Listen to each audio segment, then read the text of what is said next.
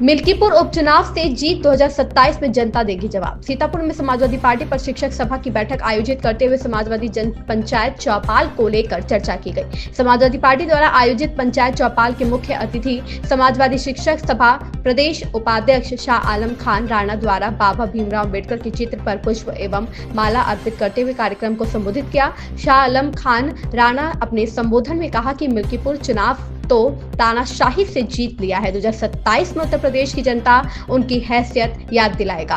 पंचायत चौपाल को संबोधित करते हुए शिक्षक सभा के प्रदेश उपाध्यक्ष शाह आलम खान ने कहा कि एक सीट को जीतने के लिए कुछ लोगों ने अपनी पूरी ताकत लगा दी। जो उनके मनपसंद अधिकारी थे उनको नियुक्त किया गया और जो निष्पक्ष और ईमानदार ही से कम करते हैं उन्हें वहां से हटा दिया गया। इससे यह सिद्ध होता है कि उनकी नीयत साफ नहीं थी। 2026 में होने वाले शिक्षक एमएलसी चुनाव को लेकर शाह आलम खान ने कहा, समाजवादी पार्टी के मुखिया अखिलेश यादव का हर निर्णय माननीय होगा। यदि उन्होंने मौका दिया तो निश्चित तौर पर समाजवाद का परचम लहराते हुए शिक्षकों की आवाज को सदन में उठाने का काम करेंगे। आइए जानते हैं शाह आलम खान समाजवादी शिक्षक सभा प्रदेश उपाध्यक्ष जन पंचायत चौपाल को लेकर क्या बोले और क्या 27 की होगी तैयारी, क्या 26 में शिक्षक एमएलसी चुनाव का भरेंगे पर्चा। इस मौके पर मुख्य अतिथि शाह आलम खान राणा, समाजवादी शिक्षक सभा जिलाध्यक्ष ब्रह्मा प्रकाश वर्मा,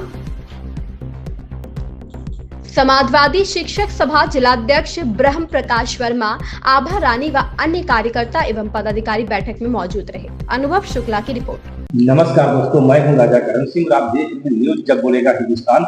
आज उत्तर प्रदेश के जनपद सीतापुर समाजवादी कार्यालय में लोग मौजूद है, जहां पर शिक्षक सभा की एक बैठक की गई है। बैठक 2026 में चुनाव होने वाला है और 2027 में चुनाव होने वाला है विधानसभा को लेकर, तो यहाँ पे चर्चा की गई। तो ये जानते, जैसा कि देख रहे होंगे, ये पोस्टर देख रहे होंगे, यहाँ पे बड़े बड़े महारथियों के भी फोटो भी लगे हुए हैं और समाजवादी पार्टी जन पंचायत चौपाल सीतापुर आज यहाँ पर लगाई गई है। तो सीतापुर की चौपाल देखते हैं क्या होता है। हालांकि जो मिल्कीपुर चुनाव है उससे परिणाम आ चुके हैं, इसका नतीजा आ चुका है, सभी जान रहे हैं। अब यहाँ पे समीक्षा बैठक की गई है या कोई रणनीति बनाई गई है, जो हमारे बीच में शाह आलम खान जी हमसे चर्चा करते हैं और जानते हैं क्या उद्देश्य आज की बैठक का। आदमी चैनल में बहुत स्वागत है सर। जैसा कि आज चौपाल यहाँ पे लगा के चर्चा की गई, सर क्या उद्देश्य था इसका? सबसे पहले जब बोलेगा हिंदुस्तान के सम्मानित चैनल को दिल की गहराई से मैं आभार व्यक्त करता हूं और आपके सम्मानित चैनल के माध्यम से जो लोग इसे देख रहे हैं या सुन रहे हैं उन सबको जय समाजवाद कहना चाहूंगा। आपने सर जैसे कहा कि आज जो बैठक हुई है इसका उद्देश्य क्या रहा है, तो समाजवादी शिक्षक सभा उत्तर प्रदेश के सम्मानित प्रदेश अध्यक्ष डॉक्टर एसपी सिंह पटेल जी, प्रमुख महासचिव डॉक्टर कमलेश यादव जी के दिशा निर्देशन में पूरे प्रदेश के प्रत्येक रविवार को, जैसा कि आप देख रहे हैं, कि समाजवादी जन पंचायत चौपाल पीडीए की बैठक की जा रही है। अभी 2 तारीख को रविवार को भी हुई थी। आज हमारे लखनऊ मंडल में सीतापुर में ये बैठक संपन्न हुई है, लखनऊ में ये बैठक चल रही है। अभी 16 तारीख को हमारे लखनऊ मंडल में ही रायबरेली और लखीमपुर जनपद में ये चौपाल हमारी लगेगी और इसी तरीके से 23 तारीख के रविवार को हमारे मंडल में हरदोई जनपद और उन्नाव जनपद में इसी प्रकार से पीडीए की जो चौपाल है वो लगाई जाएगी। इस चौपाल को जो लगाने का हमारा उद्देश्य है वो समाजवादी शिक्षक सभा के माध्यम से पीडीए में शामिल होने वाले, जैसा कि सर आप जानते हैं कि पीडीए का मतलब, पी का मतलब है पिछड़ा वर्ग और पीड़ित पक्ष, अल्पसंख्यक पक्ष, और उसके बाद डी आता है। सर आ रहे हैं आपके अल्पसंख्यक पर भी। डी का मतलब है दलित वर्ग और ए का मतलब है अल्पसंख्यक। अल्पसंख्यक का मतलब केवल मुसलमान नहीं है, सिख है, जैन है, पारसी है। और अल्पसंख्यक का जो ए है पीडीए का, वो आधी आबादी जो हमारी महिला वर्ग प्रतिनिधित्व करती है, पूरी आबादी में आधी आबादी हमारी महिला बहनों की है, माताओं की है, शिक्षक बहनों की है। आदिवासी और अगड़ा, माननीय राष्ट्रीय अध्यक्ष अखिलेश यादव जी ने जो पीडीए का नारा दिया उसमें पिछड़ा, दलित, शोषित, उपेक्षित, अगड़ा, अल्पसंख्यक, आदिवासी, आधी आबादी, इन सबको शामिल किया है। सर आप नारद देते हैं कहते हैं, लेकिन मिल्कीपुर में तो ये लगता है ये फेल हो गया आपका। नहीं, मिल्कीपुर में चुनाव जनता ने जीता है, चुनाव समाजवादी पार्टी ने जीता है। लेकिन आपने भी सब देखा सर, विभिन्न सम्मानित चैनलों के माध्यम से जिन्हें सुरक्षा व्यवस्था में लगाया गया, जिन्हें चुनाव की पवित्रता को बनाए रखने के लिए लगाया गया, जब वही चुनाव को प्रभावित करने लगे। चुनाव आयोग बिल्कुल मूकदर्शक बना है।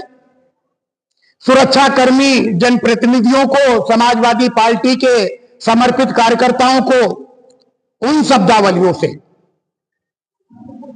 उस आचरण से लज्जित कर रहे हैं जो आम जनमानस पसंद नहीं करता है।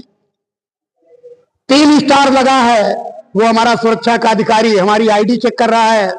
2 स्टार लगा है, वो हमारे जिला पंचायत के, आपने देखा है अमित जी का वक्तव्य भी सुना, घर पर के पहुंच करके उल्टे सीधे आरोप लगा करके और बढ़िया 4 तमाचे भी रसीद करके चले आए कि जब जिला पंचायत सुरक्षित नहीं है तो ये मतदाता कहां से सुरक्षित है।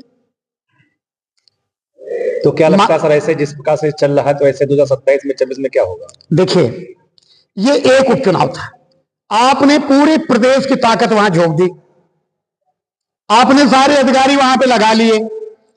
जो अधिकारी आपकी मर्जी के साथ नहीं थे उनको आपने छुट्टी पे भेज दिया। 403 विधानसभा पर जब 2027 में चुनाव होएगा तो आप देखिएगा हर तरफ पीडीए का नारा बुलंद होगा, संविधान बचाओ का नारा बुलंद होगा और समाजवादी पार्टी पूरे स्पष्ट बहुमत के साथ राष्ट्रीय अध्यक्ष माननीय अखिलेश यादव जी के कुशल नेतृत्व में उत्तर प्रदेश के अंदर सरकार बनाएगी। क्योंकि हर व्यक्ति चाहता है कि हमें वोट देने का अधिकार की स्वतंत्रता मिली है, वो कायम रहनी चाहिए। हर नौजवान चाहता है कि हमारे हाथ खाली है, उसमें रोजगार चाहिए। हर शिक्षक चाहता है कि हमारा सम्मान बना रहे। वित्तहीन शिक्षक साथी वो चाहता है कि हमारा मानदेय भी मिले, हमारी सेवा शर्तें भी सुरक्षित होनी चाहिए। शिक्षक और कर्मचारी चाहता है कि हमारे बुढ़ापे की राशि पुरानी पेंशन भी मिलनी चाहिए। हमें अनाज नहीं चाहिए, हमें शिक्षा के लिए विद्यालय अच्छे चाहिए, जो बीमार है उनके लिए अच्छे अस्पताल चाहिए। 1 रुपए का सरकारी अस्पताल में पर्चा बनता था, माननीय जी आप तो जानते हैं, वो समाजवादी पार्टी की सरकार थी। मुफ्त शिक्षा, मुफ्त सुरक्षा और मुफ्त दवा का नारा समाजवादी पार्टी का है। वित्तहीन शिक्षकों को 200 करोड़ रुपया देकर के उनको मानदेय देने का काम शुरू किया था माननीय अखिलेश यादव जी ने। हाई स्कूल पास, इंटर पास बच्चों को साइकिलें, लैपटॉप देने का काम समाजवादी पार्टी की सरकार ने किया है। पूरा प्रदेश समाजवादी पार्टी राष्ट्रीय अध्यक्ष माननीय अखिलेश यादव को बहुत ही आशा भरी निगाहों से देख रहा है और अनीत के मार्ग पे चलने वालों का सफर बहुत ज्यादा लंबा नहीं होता है। क्या रावण से भी ज्यादा ये ताकतवर हैं? क्या सोने की लंका जल सकती है और 20 भुजा 10 शीश का रावण ज्ञानी और बलवान को वानरों ने धराशायी कर दिया है, तो ये सरकार क्या है? लेकिन पीडीए चौपाल के माध्यम से राष्ट्रीय अध्यक्ष माननीय अखिलेश यादव जी ने पिछड़ा, दलित, शोषित, उपेक्षित, अगड़ा जो पिछड़े में है, आदि आबादी जो हमारी महिलाएं हैं जो सुरक्षित नहीं हैं, उनको जगाने का काम किया है। और समाजवादी पार्टी तब तक उनको जगाने का और बाबा साहब भीमराव अंबेडकर के अधूरे मिशन को पूरा करने का काम, क्योंकि बाबा साहब तो अब हमारी स्मृतियों में है, दलितों के भगवान थे। आज इतने बड़े लोकतंत्र को चलाने के लिए जो संविधान लिखा वो बाबा साहब भीमराव अंबेडकर ने लिखा। एक तरफ संविधान बदलने वाले लोग 27 में होंगे और एक तरफ संविधान को बचाने वाले लोग संविधान होंगे। एक तरफ बाबा साहब भीमराव अंबेडकर का विद्या के सदन के अंदर देश के सबसे बड़े मंदिर में अपमान करने वाले होंगे और एक तरफ बाबा साहब भीमराव अंबेडकर के सम्मान की लड़ाई लड़ने वाले समाजवादी लोग होंगे। निश्चित तौर से 2027 का चुनाव ऐतिहासिक चुनाव होगा। ये मिल्कीपुर तो इस तरीके से जीते हैं कि लोकसभा की पराजय के खींच भी जाना चाहते थे। लोकसभा का चुनाव जनता ने जिताया है और विधानसभा का चुनाव वहां के प्रशासन ने जिताया है। अंतर इतना है। देखा हमारे बीच में शाह आलम खान साहब थे जो शिक्षक सभा के पदाधिकारी भी है और जिन्होंने बिल्कुल स्पष्ट कहा है कि जो मिल्कीपुर में हुआ है वो पूरा समाज जान चुका है, समाजवादी जान चुका है, पूरा देश जान चुका है। तो आने वाले 27 में इनका जो खेल है वो नहीं चलने पाएगा। हालांकि नाम नहीं लिया है, लेकिन खुले स्पष्ट में अगर कहा जाए तो भाजपा को सामने लाए हैं। तो देखने की बात यह होगी कि मिल्कीपुर चुनाव को लेकर के जो बताया गया है कि वास्तव में 2027 में समाजवादी पार्टी चौपाल लगा करके जनता तक अपनी बात पहुंचा सकती है और 27 में क्या चुनाव जिता सकती है।